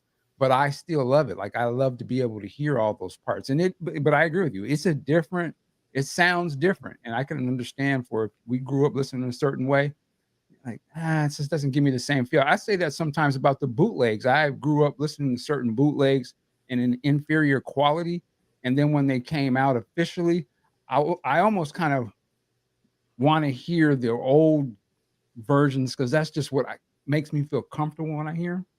But I've grown to appreciate, like, yo, this is what the song's supposed to sound like. It's not Prince's fault or the mix's fault. I was just listening to, low grade versions that were available at the time. So I hear what you're saying, but I do love the new mixes personally. I don't know what Big Sexy. Let's think about this, because back when that video VHS was released, home video was really in the birthing stage. There was no hi-fi, there was no stereo, and a lot of us, I know I did, would rip that audio and put it on a cassette and just yeah. And the limitations of the VHS tape back then, you only had the 240 lines of projection on it, which is, compared to like 4K, please. And it wasn't mixed to a full hi-fi or full stereo spectrum either. It was mixed pretty narrow because the bandwidth just wasn't there. And so now you hear it. That's why a lot of times when I'll listen to older things from any genre, and then you listen to a remaster of it, when they have the original tapes in the studio, the audio cats can say, okay, fine, we have the bandwidth now. Let's let it rip, and that's what we're hearing. And again, like we all agree, we're used to it hearing that way. And when I heard it for the first time, I loved it because it was like, okay, I can hear the whole thing now. That's what let's just give me that. Give me the whole thing and let me do what I want to do. And now that I have that, I love it. But visually, the limitations of the video of the time, this was even before S video. So we're strictly on composite video back then. And so it's not going to look like it's going to look now. But sound wise, the new sound just crushes it. Well, I guess, just when we get off this call or later after you listen to Stand, just listen to the original VHS part of that part in particular. And it's the bass in particular. It's doing like some kind of phase thing, like the audio sound quality. And it just like, for me, the bass is just, incredible, but and I mean, Brown Mark obviously is an incredible bass player, like one of the best ever, right? And it's great to hear it clean, but it's like some kind of effect that happens because of, I guess, the low audio quality that it just is just not the same. It really, I feel it like in my chest, the VHS, but I don't feel it. Like, and so it's just like it's flat. I don't know. Have So. you listened to it? I'm a big car listener as well. Have you heard it in the car? Because there's a sound that a car can have versus at home. And I played that in the car when I first got it. As I got the CD, and I was like, "What is this?" In the car. I'm like, ah! That's when I initially first heard it because I was like, "Yo, like, what? This is ridiculous." So I don't know. Yeah. So Nikki's still rocking a VHS player. And for those of you who don't know what a VHS is, it stands for Video Home System. There used to be a little cartridge and you slide it in with 2 little reels of tape. That's pretty much what it is. I still own a couple of myself. They're in my garage, but I do have a couple of them. Oh, yes. Wow. We could do a whole show on VHS. But well, let me ask you, Angela, this. Not you've got my attention, because I'm looking at, I've mentioned this to you before. I know you know what you're doing audio-wise, Miss DJ, Miss Bayer Dynamic Headphones. I know this. What kind of amps and speakers are you using right now? Well, so I don't have the best speakers. I just have like studio monitors. Mm-hmm. I don't have the best speakers. So I usually listen to my music through headphones. So actually what I was going to ask you too, Big Sexy, because you didn't talk about this, is like, what is your preferred headphones? And when you were talking about Sign of the Times, especially when you first listened to it, did you just listen to it on your speakers or did you listen to it with headphones? No, I went straight to the big rig, and I wanted to do it right the first time, and then taking it from there. Headphones wise, I use the Sennheiser HD 650s, and I love them. They were not inexpensive, but it was worth it because there were nights. I mean, late at night you can't just let it blaze. You got neighbors, and you can't do that. It's just not practical. And what I do for late night listening, what I do is this. I have one of my laptops loaded with all of my music, and I have a little Audio Quest outboard D-Day converter that plugs into your headphones. And I just do that and put on the Sennheisers and just zone out. Love my Sennheisers. I highly, highly endorse them. Nice. Yes, I actually. You're a wild boy. Yeah, I actually bought some, Big Sexy, because of your recommendation. So I have a pair as well. The 650s? Yes. Very nice. Very nice. Yes, I bought them because of your suggestion. So I said, if Big Sexy says that those are the ones, then those are the ones. Hold on. They're comfortable. I love them. Yeah. So, okay. So you talked about the vinyl, like the gram weight, obviously the higher the gram weight, the better the sound. Yes. I've heard that colored vinyl doesn't sound as good as black vinyl. Back in the day, that would be very true because they also used to remember the old picture disc back in the day? You remember those? Yeah. So those two, you would sacrifice on the picture disc. Again, now, and again, they're not mass producing it like they would a normal album. So it's not in the millions. So they spend a little more money on it, get the higher quality vinyl, and do their things. I would like to do a A/B comparison with, if there's even available, Gold Experience on a black higher gram vinyl, just to hear it myself. I have not had an opportunity to do that, but as of now, because I was really leery about colored vinyl, I don't know. But then I read, it's going to be 180 grams or 160 grams. Like, okay, then that'll offset the shortcomings in the use of a colored vinyl. And the clear yellow sounds great. It really does. Okay. Also the Welcome to America is on clear vinyl as well. And again, that sounds great as well. I mean, the estate with the vinyl, high gram count. God, that was terrible English, but they've been doing great jobs with it so far. I have no complaints about it. All right, so there's a question for the panel. Did you guys use to mix your own bootlegs? I've had a free version of AVS audio, and I've been mixing boots for years, and sometimes my boots sound better than official releases. So you mix your own too? I've done that in the past. I've done it in the past. Yeah, I don't do it anymore, but I've done it. Yeah, I never mixed my own. So I'm with you. You're sexy. 71. If the bootleg versions of the First Avenue birthday show in 84 and the Sign of Times dress rehearsal at First Avenue concert ever comes out on an official release, and if they upgrade the sound on that, I would go crazy. I am so with you, Lovesexy 71. You know what's up. Shit, I'd buy it even if they didn't redo the sound.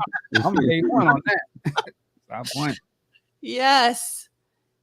I love this. We saw the piano sit downs from the Lovesexy tour.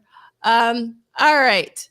So thank you so much, Big Sexy, for being on here and schooling us all about how to upgrade our audio systems to get the best music audio experience. It's so important. I am grateful for you, Big Maybe it might be help. Do you have like a list of like, here's the gear maybe that I have or something? So I can tell you exactly what I have. I don't want to, be over technified, but I can do that if you want. That's not a problem. Maybe we can put it in the show notes or something like that. Like people can say, "Oh, okay, what he got." I can shoot a list to you guys of my current setup. Yeah, that would be fantastic. We'll include it in the next slideshow. That's pretty cool. Thank you so much. No. Thank you all, for allowing me to come in here and be tech talk, audio snob guy, and because that's just what I do. And it's funny. Another listener asked about mixing our own bootlegs, and I've said this a million times. I am a frustrated Bruce Swedeen.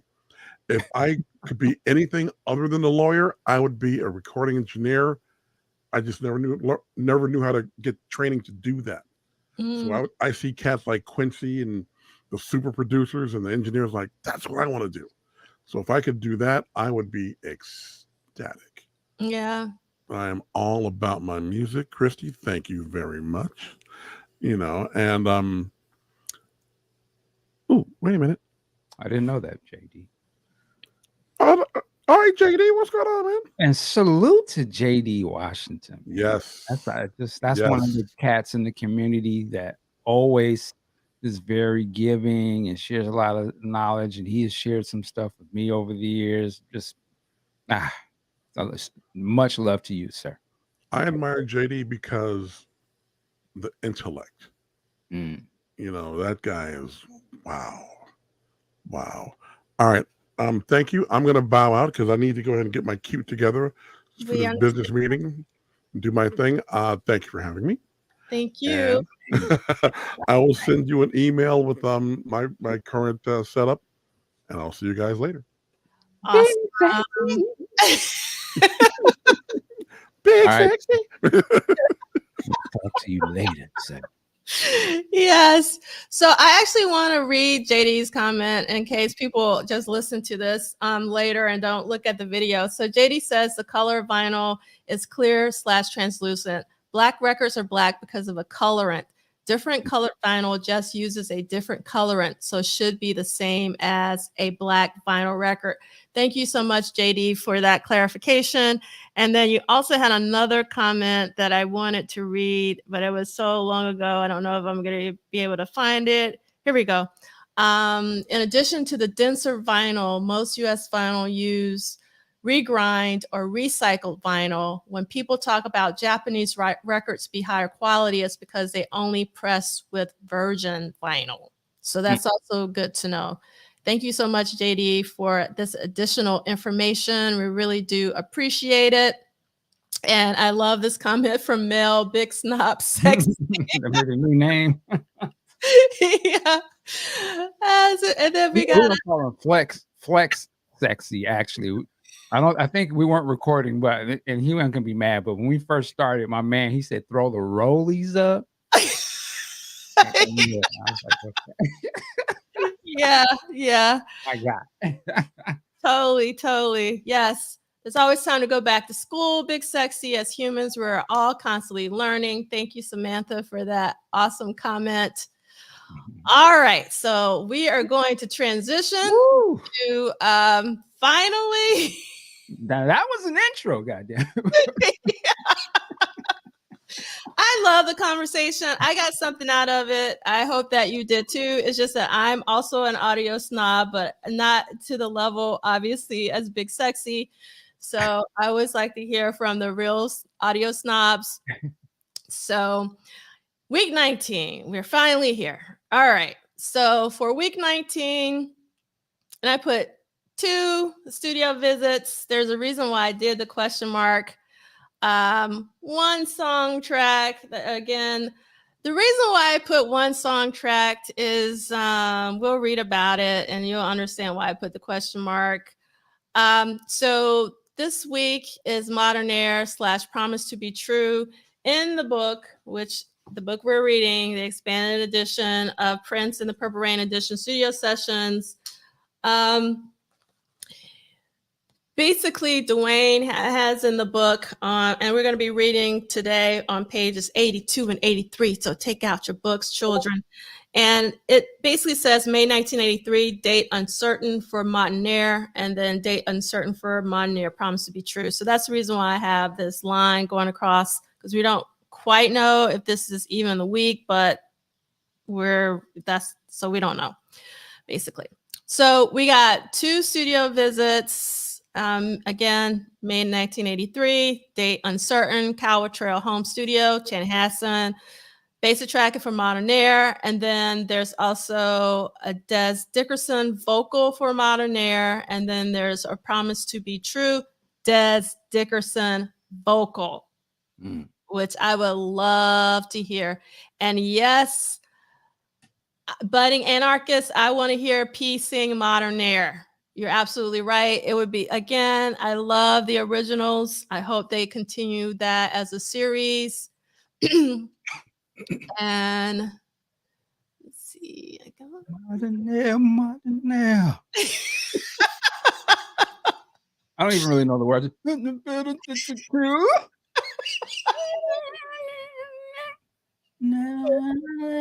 Okay. Okay, Michael Dean. Do you want to start the reading for today? We're going to start on page 82. 82. With Modernaire. Modernaire. Basic tracking. Kiowa Trail. Kawa. Trail Home Studio. Chanhassen, Minnesota. Producer Prince. Artist Des Dickerson. Engineer Don Batts. Assumed. Quote from Des. Modernaire was written during my transition into the solo thing. At first, I felt it strayed too far from my more aggressive rock sensibilities, but I grew to like it more over time. Des Dickerson. All right, so Des Dickerson had left to pursue a solo career, but Prince had made a deal with him to keep him involved in the movie. To showcase Dickerson and his band, he recorded a new track called Modernaire, which was a word used to describe someone who is not just ahead of the curve, but around it, actually, according to Dickerson. Just to stop right there for a second. Man, that song that would be Prince to me. Like, he was the real Modernaire. He was always ahead of the game. Yep. The track is comprised of LM1 drum effects, keyboard, synth bass, and a simple repeated guitar riff. Like all the songs recorded in his basement studio, practically everything was done by Prince.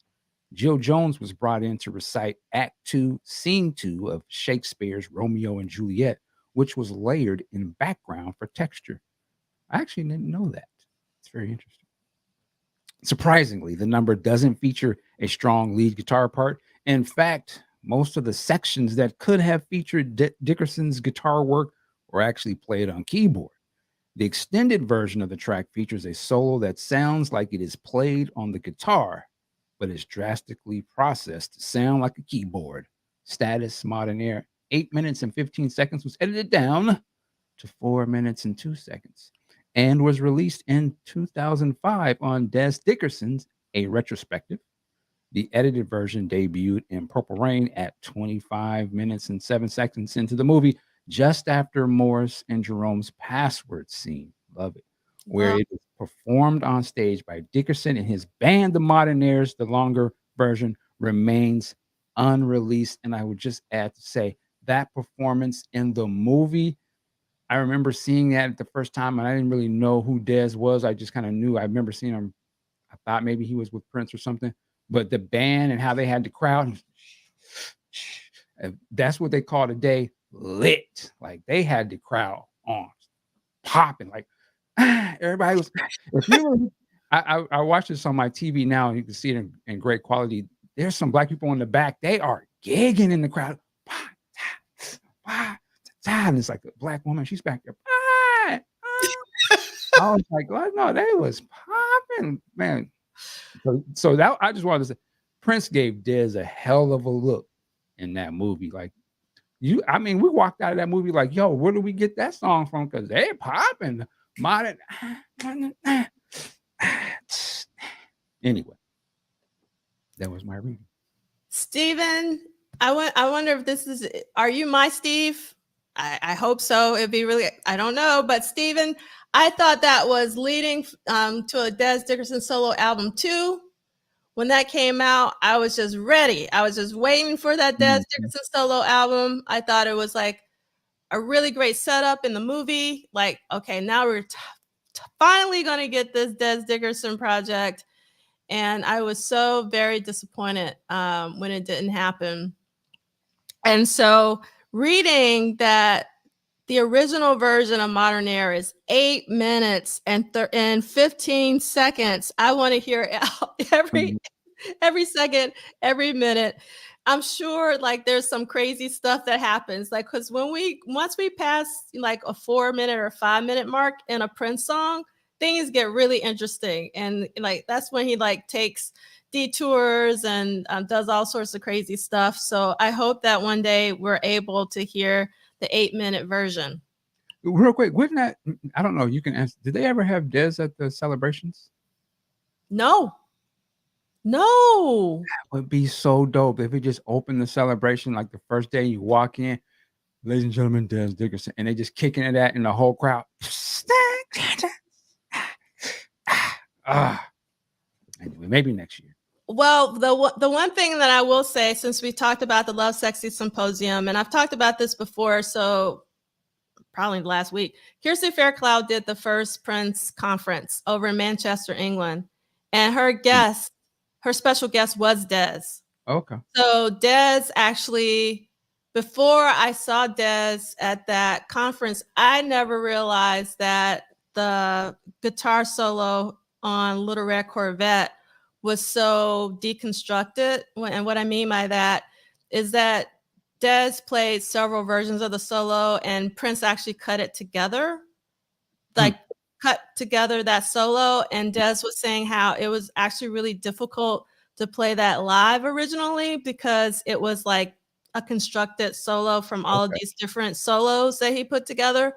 So that was like really what stuck with me from the conversation.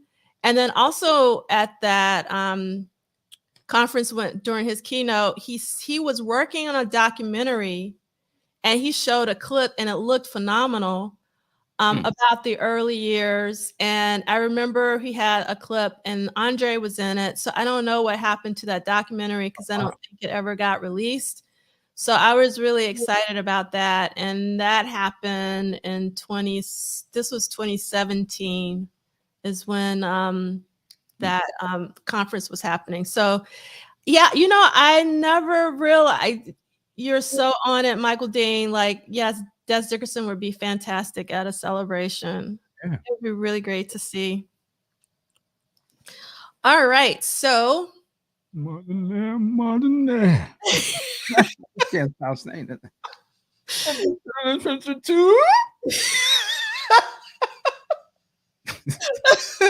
All right. Okay. So, let's see what Lovesexy 71 is talking about. If Dez's album would have came out in 1984, he definitely would have marketed and targeted to sell to the Purple Fam, Billy Idol, and Adam Ant fan base. You're on it, Lovesexy 71. Yeah, sexy. Not sure who dropped the ball on that one for Dez. You are absolutely correct, Lovesexy 71. That would have been really crazy. And then Stephen M says Des Dickerson was on the 700 Club several years ago saying he left that life behind, so not sure how he feels now. 700. What's the 700 Club? Some people go, what is that? It's like I can't remember who's in charge of 700. It's basically a religious channel. I can't remember who the people who are in charge of that. Did it run like 24 hours or was it? Yeah, it was like its own like station. It was just like, 24/7 700 Club. Vanity was on the 700 Club a couple times. Yes, Billy Idol is still alive. Thank you, Lisa. It's Pat Robertson. Right. I like Dr. Claw's answer. Pat Robertson and him. Oh, but Celia saying Jim and Tammy Baker ran the 700 Club. So was it both Pat Robertson and the Bakers, or did they were all clicked in together? Or was it together? I also like Barron's definition. I like this. Thank you, Barron. I like a far right religious show. The Adult Symphony Channel, 700 Club was a Christian show. Yes. So you can describe it in a lot of different ways. And then I want to read Samantha's documentary turned into Mr. Nelson on the North Side. Did it really? It's that same, because I saw different footage at the conference that's not in the Mr. Nelson on the North Side. Oh, I see. I didn't read the next part. So there was some drama that went down with Dez. He basically found to be more about him than Prince, so they changed direction. Got it. Thank you so much, Samantha. I didn't realize that. So now I know what happened. Well, Dez, if you can hear this, sir, I would love to see your, according to you, your version. You know what I'm saying? Like, we need that. I need it. I want to see it. Yeah. Salute to the North Side as well. Yes. Great documentary. And they had a screening at the Apollo, I want to say last year. My timetable is all messed up. And it was really, really great. Spike Moss was there. So it was like a honor and a privilege and a pleasure to hear him speak, because he's just as inspirational now as I'm sure he was back then. And Stephanie is letting us know the 700 Club is still on. I didn't know that. Oh, okay. So let me call in and donate. Yeah, I didn't know that. Okay. All right. So we're going to continue reading. Okay. Dr. Claus says, Dez on the Prince podcast was the first episode I heard back in 2013 or so. Oh, I didn't realize. I thought the question was about Billy Idol, but okay. Billy Sparks. I just saw Billy, and we have been talking about Billy Idol but yes, Billy Sparks is still alive. Sparks needs to be on the Prince podcast. Ooh-wee. That would be a good one. Yeah, that would be an incredible one. You got to make that happen. Goodness, Mr. Dean. That's a good question, Elisa. If Dez was at the first celebration but didn't perform, I don't remember him talking. I don't think he would have been at some of the celebrations, but I just don't remember. Yeah, I don't remember. Panel maybe or something. I don't think so, but I could be wrong. Someone can correct me, because it has nothing to do with old age. My brain has always played tricks on me, even when I was young. So playing tricks on you. Huh? Your mind playing tricks on y'all, Ghetto Boys. Oh, okay. I haven't listened. I do know who the Ghetto Boys are, but I've never listened to the Ghetto Boys. You've heard that song before. I'm sure I have. So Ann says, I think Dez was on a panel at the 2017 celebration. Or I could have confused the PRN alumni. I guess we have to go back and see like who spoke at the various celebrations on the panel. Okay. So next, I want to read the next section in the book on page 83, which says Modernaire, Des Dickerson vocals / possible guitar, and Promise to be True, Des Dickerson vocals, Jill Jones background vocals. Wow. I want to hear that. So here's a quote from Des Dickerson. I love how Duane starts off with a quote from someone. So this is Des. Modernaire was originally supposed to be on the soundtrack album. There was supposed to be a true soundtrack album with all the music from the film on the album. But after the principal filming, Prince kept writing stuff. And they kept adding more music. So it ended up being a Prince album and not a soundtrack album. Hmm. So, how did you feel about that in real time? Like, did you even notice it wasn't a proper soundtrack? Or Back then, I had no record. I didn't know about soundtracks like that. To me, soundtracks back then was Star Wars. You know, I thought soundtracks were just symphonic music, so I wouldn't even. It didn't even cross my mind. I just thought it was odd that it said that on there. I was like, oh, this is to a movie, but I never even thought about it. Later, I was kind of like, yeah, I wonder why they didn't do it with all the songs. But at the time, in real time, no. I was just so like just getting into Prince, and I was still tripping off of him and everything. So I didn't think about that. But. Yeah, I don't know. I can't remember, but I do know I'm kind of with you. I was like, where is Modernaire the single? Like, where is Modernaire the 12-inch? Like, I wanted that song. So for me, it was missing. And because I honestly thought that there was going to be a Des Dickerson album, because you had, Apollonia 6 and you had Sex Shooter in the film. So you got the album. And, you had the time, with the bird and jungle, you got the album. So I just assumed, okay, they're just delayed on Des Dickerson's album. That's going to include the Modernaire. So yeah, I'm with Kim. I wanted all the songs from the movie. Absolutely. Yeah, that was the thing when you said about it being delayed. I did thought that was interesting that they weren't readily available. It just felt like that song was great in the movie. You just wanted to hear it. And Modernaire was probably the biggest one where it's just like, yo, where is that? Like, it's not even playing a video or something. I didn't, but I had no idea what was going on. Yeah. And like going back to what your comment about watching the film, like when Modernaire comes on and you look at the crowd, like you said, if they were really into it, like, I don't know how many takes they had to do, but like they still were really into that song in particular. It almost like they were almost more into Dez than any other performers in the movie. Like he had the whole crowd rocking. Like Prince, they were just kind of all watching and but it was like, and again, it was like they just showed him real quick, and it was like, who is this cat? Like he's hitting, like, and the song was dope. He was just like, and it was just like a passing thing, and it just added, I guess, texture to the story and visually. Like, yeah, this is a popping club. There's a lot of bands here that are great, and Prince is trying to be, great too, and there's a lot of competition. Because they always wondered, like, man, they was even popping harder than the time. Like you almost look at it and like you would think that Modernaire and the time were the top or something. Yeah. The kid was just kind of trying to break through. Now just talking about this, I'm gonna have to watch this after this.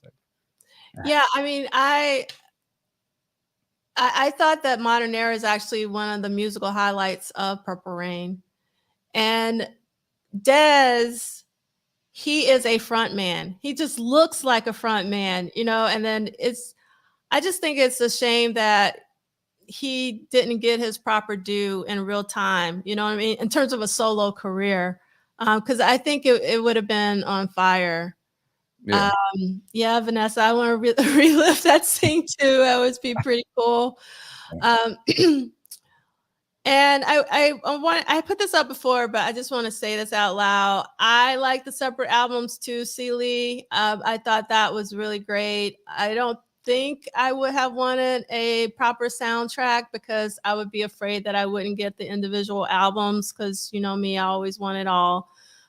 So I think they did it right in terms of not having a quote unquote proper soundtrack and having the individual releases as well. Would you be? Let me ask you this: would you be mad if they did this now? If they did, I guess it would be a compilation album, or they did a new release and they made it a soundtrack album to the movie, so it included the Time songs, Prince songs, Modernaire. Maybe they threw on some other ancillary things, and they were like, "Yes, you can't take away from the actual Purple Rain album, but here is like a soundtrack album that includes the songs that are heard in that movie for a new generation, not to take away from what happened before, but just to like, yo, it's all right here. Maybe we threw on some extras." I would kind of, I wouldn't be mad to see something like that. I don't know. I mean, I wouldn't either. I mean, I think it would be like this too. You know what I mean? Like you still would have the original quote unquote soundtrack, but then you'd have an expanded edition. Okay. Because what I really want is for them to do that for Parade, because like a lot of the Claire Fisher strings in the movie Under the Cherry Moon, like a lot of that orchestration, background music and some of the scenes is just exquisite. And so like if there was like an expanded edition. Rain, the background music in that, used to be on bootleg for a while where they all of those. I would love for that to be on there. That would be, that would be something too. Yeah.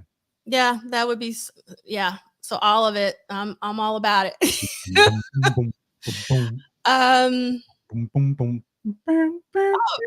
you, JD. Wow, JD is just bringing all the gems today.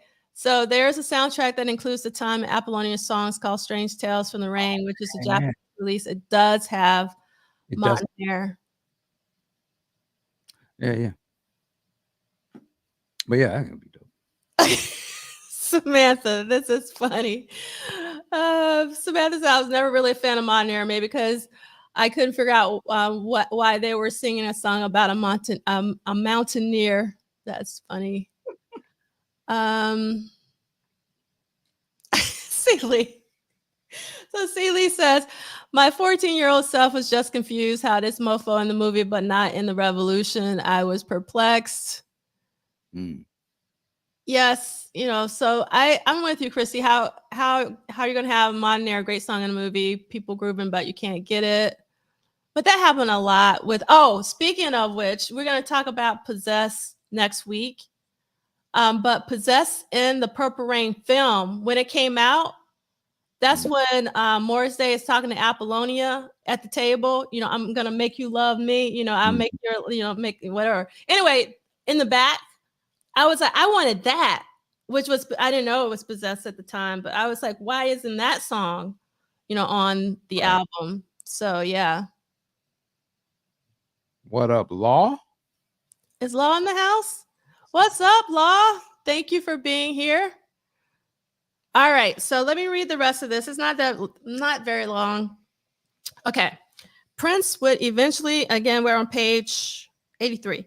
Prince would eventually create a soundtrack-like album with a variety of acts for the Purple Rain sequel. I'm too excited. I got to get back to my reading voice, but I'm all up into my exciting feelings, so my southernness is coming out. All right.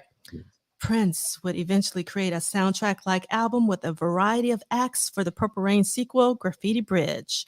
But talk of a multi-artist soundtrack album for Purple Rain didn't go much further than the initial conversation.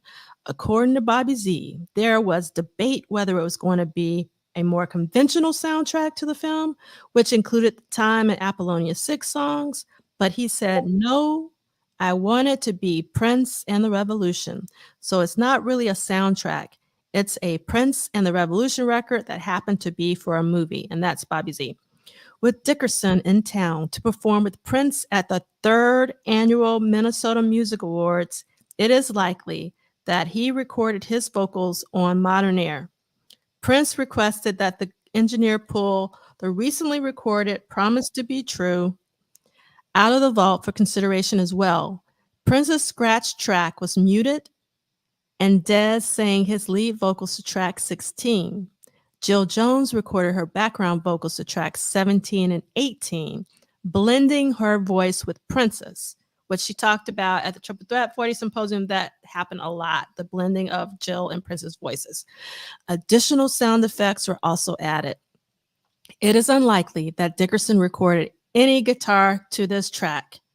Status: Dickerson's version of Promise to Be True was edited to 2 minutes and 49 seconds and shelved. Des copied the style and mannerisms of Prince's vocals, which is almost always the case when it came to what I call the cover songs of Prince singing. But the section of the song when the lead singer offers to give his partner head to make up for fooling around was eliminated. The track remains unreleased. Prince is wild. Yes. That's Yes. my man. Okay. So, Nah, I'm not doing that part. so one thing that I'm wondering, this fell out of the sky, and you can see in the top right-hand corner, you can't really make it out, but what it says is Vanity 6. These are the handwritten lyrics to Modernaire. And I wonder, because of this Vanity 6 doodle, if Modernaire was originally going to be considered for Vanity 6. I don't know, but I would love, that's where I hope that the vault is continued to be cataloged so that we can know like what versions. There's so many versions of Prince songs. And some really key songs, Modernaire being one of them. So it'd be really great to find out. And let's see, try to get through my slides. Go. Thank you, Celie, for the comment. I saw that, man. Appreciate it. Okay. What was the comment? I didn't see it. Uh, Oh, here we go. So, yes, your discussion with Law, meaning Michael Dean's discussion of Law on the podcast on Prince, is one of the best that contextualizes Prince in the history of funk. Just a great talk. Thank y'all for that. Yes. That was Law, all Law. Yes. And I gotta, I didn't see this before. Thank you, King of Delphus. Hopefully I'm pronouncing that okay. Alabama represent. Yes. My Southerners comes out a lot. Mobile in the building. I love Mobile, Alabama. Thank you for being here. Des looks like MJ. Oh, thanks so much, Law. Getting ready for my show while watching y'all talk the facts. Yes, King, Father's Song, and Possessed were hidden gems in that movie. Totally forgot about Father's Song. That's also really important. And yes, Vanessa, and the music before she jumps into the lake. She being Apollonia, we want it all. Boom, boom. Ding.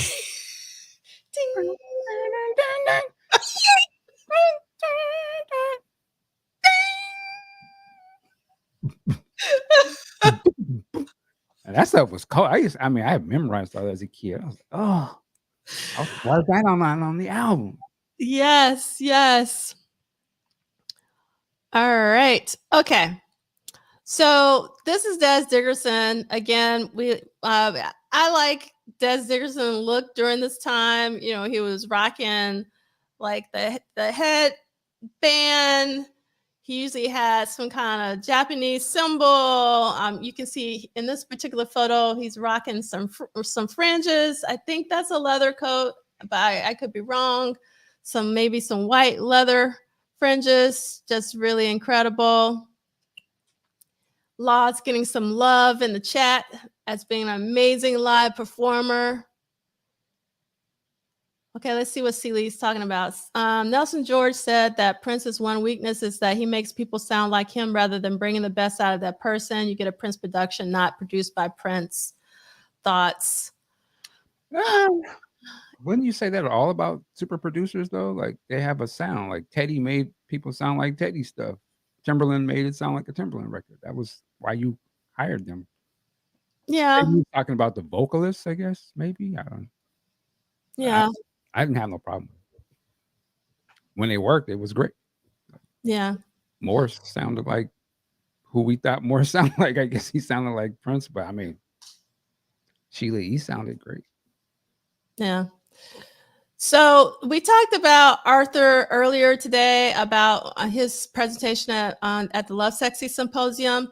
That was actually his first presentation. Then Arthur did another one at the Bad Dance Symposium about the question of you. And he finally, and that was 2019. So Arthur hadn't done a presentation since 2019. So his third presentation at one of my Prince symposiums was for Des. So this just happened back at the end of March. And his presentation was Des Dickerson and Prince's Purple Rock.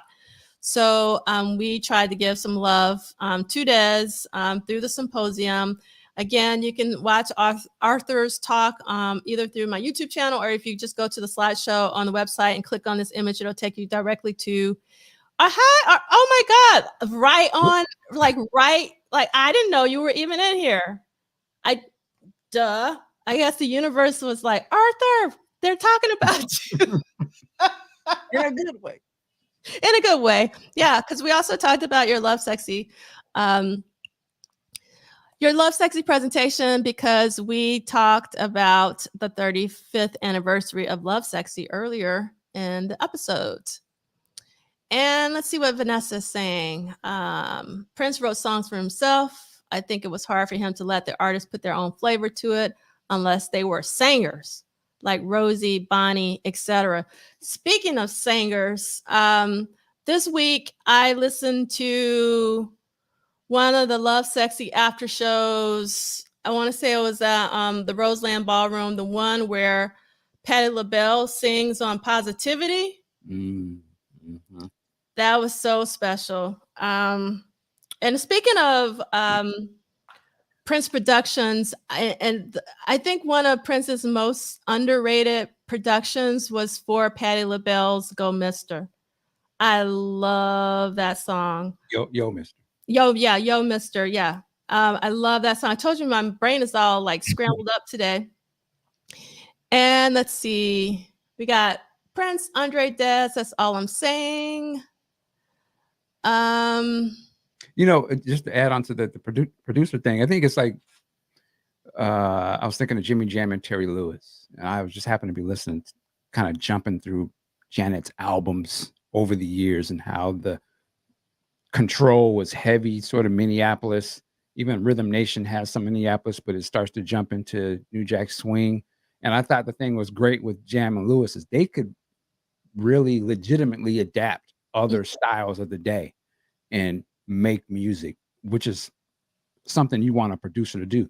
But I look at Prince as almost like he is like a master painter that has his particular style, like a Picasso or something. I wouldn't want Picasso to necessarily adapt the day's style. I want his style. So to me, with Prince, it was always a Prince production because that's what he was, an artist. That was his style. He would incorporate other things through the years. Of course, he brought in rap and different drum sounds over the years that were kind of popular at the time, particularly like in the 90s. But I always felt like he was still Prince through and through. And I think so him producing other stuff, well, yeah, I mean, he's a master musician, producer, artist. So it's I would want it to sound like, I would want whoever he's working with to make it sound like, oh, you're working with Prince. This is what that collaboration. So I don't think it was a bad thing that his stuff was so on the nose with his, because that's what I mean, if it was anybody else, I would maybe question it, but that's the kind of producer that he was. Jimmy Jam and Terry Lewis, they were more of like, yo, what's the sound of today? We're going to flip that. We're going to master that. But they kept it changing. None of them are above or, below each other. But I just think they're different types of musicians or different types of producers. Dr. Dre is a different type of producer than a Quincy Jones. They get all these other people to play and they kind of shepherd it. So it's just different styles. But, that was Prince's way. I love him for that. Yeah. So I left this Just Rules comment up because Time by Mavis Staples, produced by Prince, is a fantastic song. So it's, and one of my, I guess, holy grails of unreleased songs that Prince produced was God is Alive by Mavis Staples. I would love for that to get a proper release. Yeah. Mm-hmm. All right, so let me see. We're really running out of time. So we've talked about Dez's book for a long time on What Did Prince Do This Week. But again, I don't know who's new here. So if you don't know about Dez's book, it's out of print. It's actually really expensive. I saw someone trying to sell a copy for like $300. I think I saw another one for $500. It's out of print, but it was released in 2003, My Time with Prince, Confessions of a Former Revolutionary. And we're getting to the end of our time together, week 19. So far in 1983, Prince did 52 live shows, 1 after show, 23 approximately studio visits, 18 songs tracked. And these are the songs on here. I forgot. So it's actually 19. I need to change that. 19 songs tracked because you need a Modernaire here. But the reason why I didn't put it here, and I guess I wanted to have a conversation, but we really ran out of time to have this conversation, is with No Call You last week, I originally had it on the list for songs tracked, but I went back and I took it off because technically he didn't track it in 83. It was tracked the previous year.